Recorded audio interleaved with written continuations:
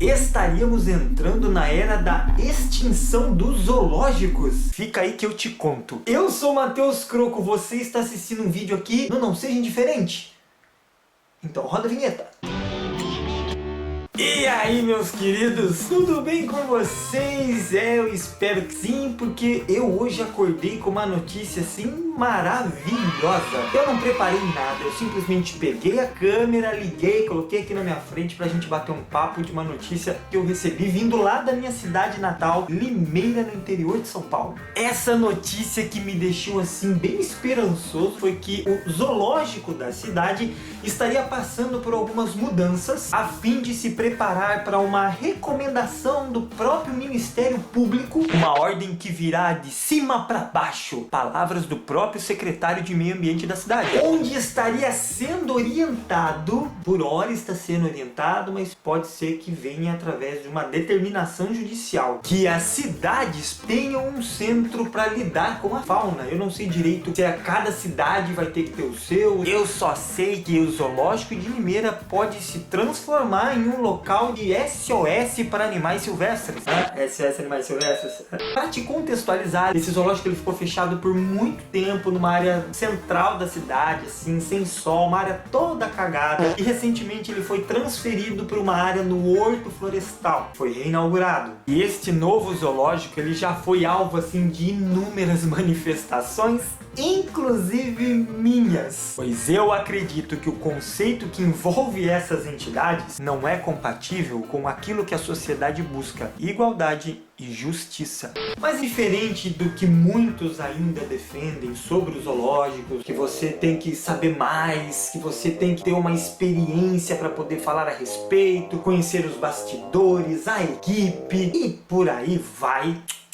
Sob a perspectiva da ética, não é necessário você ter ali uma formação técnica para entender que a defesa da manutenção constante de animais em cárcere é algo questionável. Tipo, você não precisa ser um doutor em neurociência para enxergar, para entender que tem ali um sofrimento dentro da indústria animal, por exemplo. Até os mais defensores do consumo de carne usam aquela famosa expressão, né? Mas é necessário. Ou seja, eles mesmos reconhecem ali que tem um sofrimento. Essa notícia ela me lembrou de quando eu fiz parte do Conselho Municipal de Defesa e Direito dos Animais, o CONDA, né? E no primeiro ano desse conselho foi trazida essa temática para uma possível discussão. Foi uma briga, foi uma discussão dentro desse conselho. É lógico, né? Nunca foi trazido isso para debate. Foi uma discussão que assim marcou para quem estava lá. Existia representantes de uma importante ONG da cidade, né? A ALPA, uma importante ONG de proteção animal da cidade. Até o Janjão, se você estiver assistindo esse vídeo, comenta aí se você viu esse debate, viu essa discussão, quando a gente chegou até a falar de banco gênico para onça, se o objetivo era preservar a genética, por que a gente ia aprisionar e fazer ele sofrer um indivíduo? Enfim, foi uma discussão que não aconteceu somente uma vez dentro desse conselho. Toda vez que esse assunto era levado para lá, o debate ficava quente.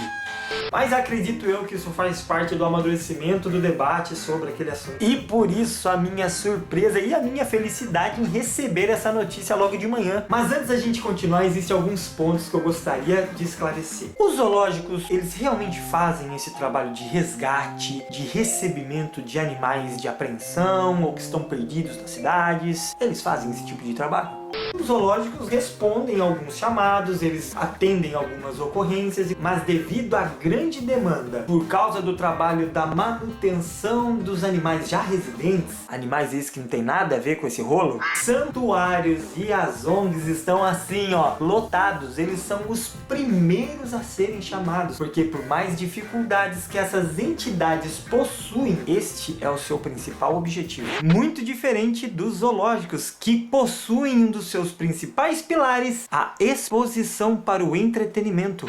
Ou seja, o recurso que é investido ali é pulverizado na manutenção de muitos animais que nem deveriam estar ali. Ou seja, se existe ali um trabalho nessa vertente sendo feito dentro dos zoológicos, por que não focar nessa vertente ao invés de usar o pouco que se faz para justificar a manutenção da concepção contraditória da exploração animal? Eu já cuido, eu já reabilito e às vezes eu até reintroduzo. Mas eu defendo a manutenção de espécies para exposição.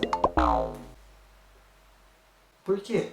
Tá entendendo onde eu quero chegar? E eu não tô falando daqueles animais que, infelizmente, por conta da sua lesão, não vão poder voltar na natureza. Mas sim daquele animal que muitas vezes é reproduzido e usado como moeda de troca entre os próprios zoológicos para a manutenção daquela espécie em questão dentro do plantel. E muitas delas nem próximo da lista de extinção estão. Se a gente pegar em porcentagem, a gente vai ver que no meio de 800, 900 espécies aprisionadas, cerca de 5, 6 está ali na lista de ameaçado de extinção. Eu sei que muitos de vocês já devem estar pensando, espécie guarda-chuva, né? Que é aquela espécie usada em benefício de uma outra espécie. Assim, por exemplo, vou dar um exemplo aqui para vocês entenderem melhor.